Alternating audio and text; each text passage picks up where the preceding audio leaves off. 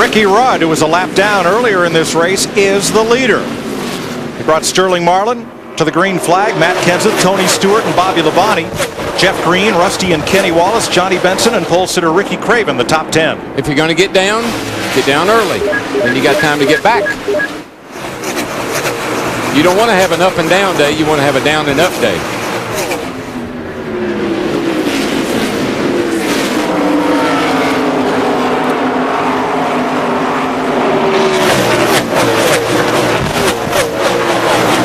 Going to break, one of Kenny Wallace's crew members might have been injured on that pit stop. Matt? And Mike, his name is Mike Buddock, a.k.a. Mongo. He's the gas man for the one car. He told me that some gas did get splashed up into his eyes. They did use some water to try to flush that out. He is going to take a ride over to the infield care center with the paramedics to just take a look at his eyes, but he told me that he's okay. Thanks, Matt.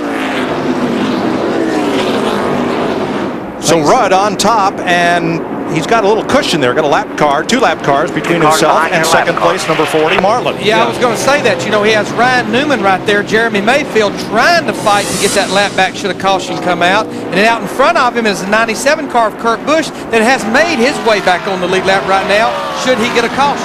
Jeremy's car looks a lot like Hammond's car. The whole right side of it's pretty well used up. He ain't got but a half a car. Sterling trying to make that pass. Kurt Busch qualified, I believe, 7th for this race, but they changed an engine this morning. And if you change an engine, just like if you go to a backup car, you have to start in the back. So Busch has worked hard to climb the ladder today, and there he is just in front of Ricky Rudd. You want to talk about climbing the ladder? We'll go back to our 4th and 5th place battle, especially when we talk about Bobby Labonte, the 18 car. He just passed his teammate Tony Stewart. This is a battle for 4th position. This is a guy that thought he was losing a cylinder about 100 laps ago. I was feeling really bad there for a while, but I like it now. They have a rear view mirror full of Jeff Green, and that 30 car has just dominated this race a lot, led a bunch of laps. Boys, they are just flat running out of the racetrack, you know. They're up. Some of these guys are just rubbing that fence in both ends of the track. Sure, Harry Gant's not driving one of these cars. We always called that the Harry Gant groove up there. High, wide, and handsome. That's it. That's Harry.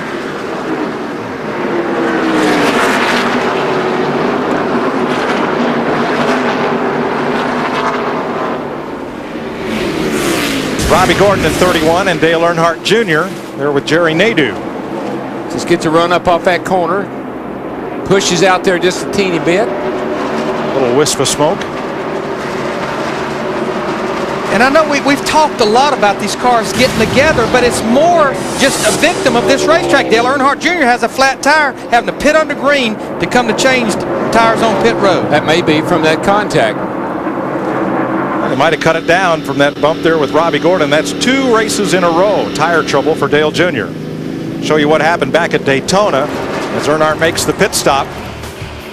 Piece of debris from behind Michael Waltrip's car. Michael ran over it. Dale ran over it, cut down the tire, which flailed around and ruined the fender. Get out of the way. Get out of the way. Stop it. Go. They get him back on the racetrack. And guess what happened to him on the way home from Daytona? On his car. On a street car. On his street car. He had a flat tire. No. Yeah. That adds insult to injury. Yeah.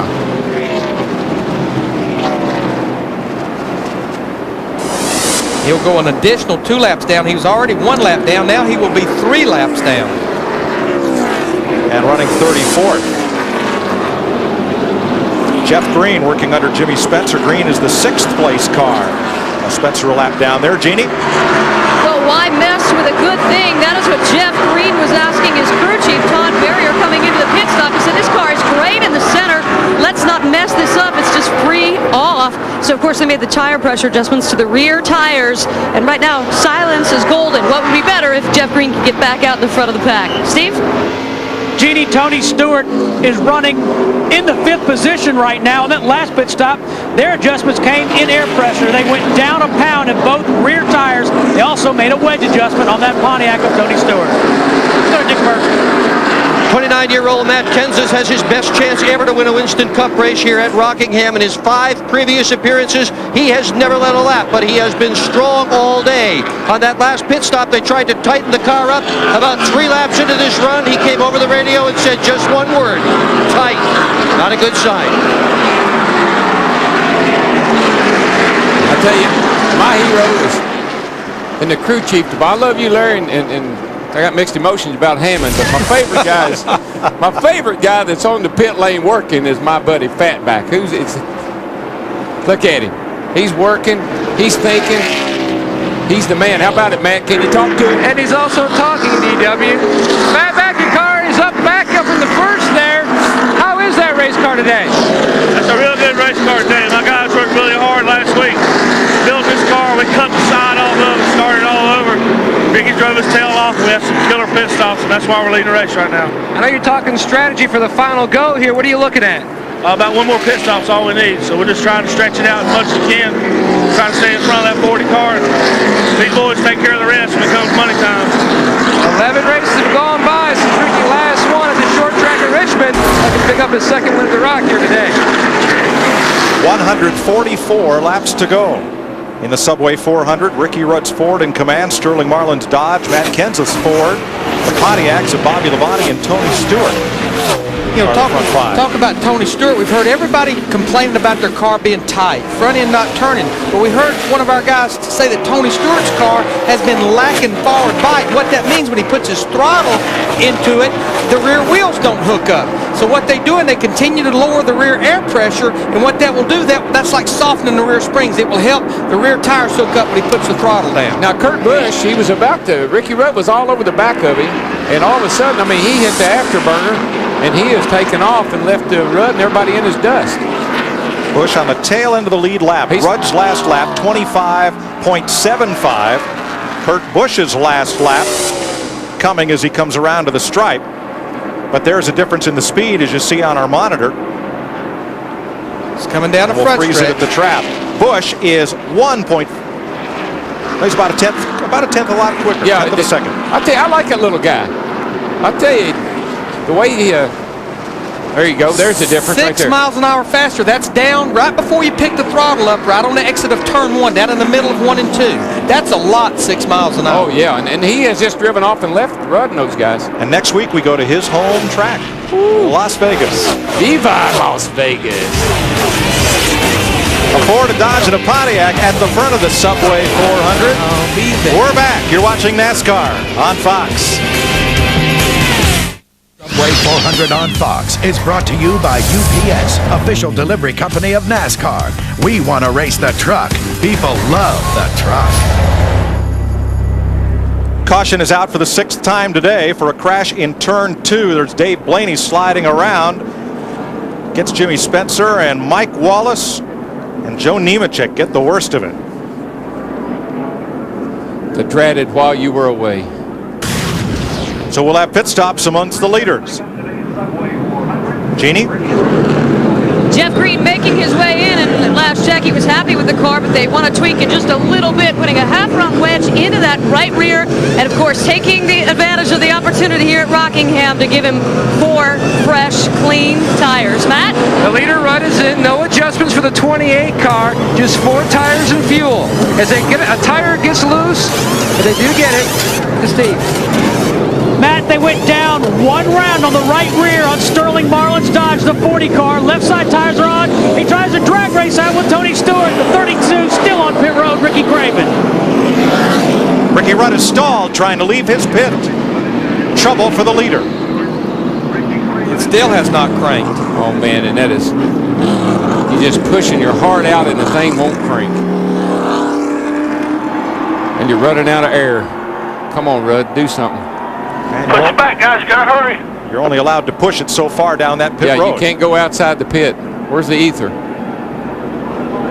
right, try right there.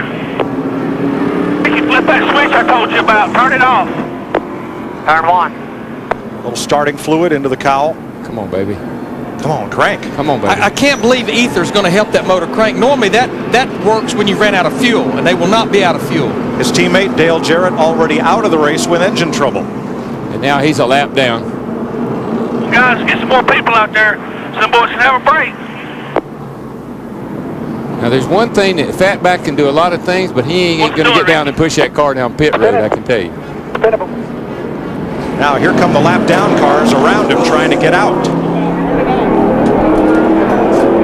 And you know one thing, he's wanting other people out there. Unless you're a crew member that has a helmet, you can't even go out there to push your race car. You cannot go across pit wall. A tough day for the Robert Yates Ford team. Jarrett out and Rudd trying to restart. Starter spin, trying to push it over. Almost went. Come on, guys. That was Ricky Rudd saying it almost went.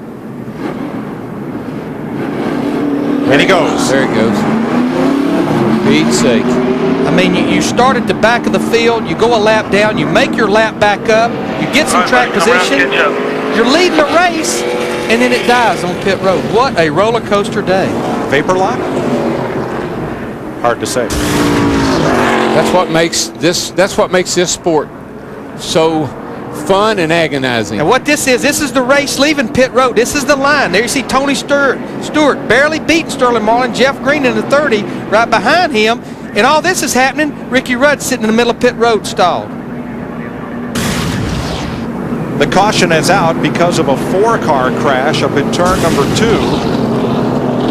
177. Whoa, yeah, he got into the side of Spencer's car.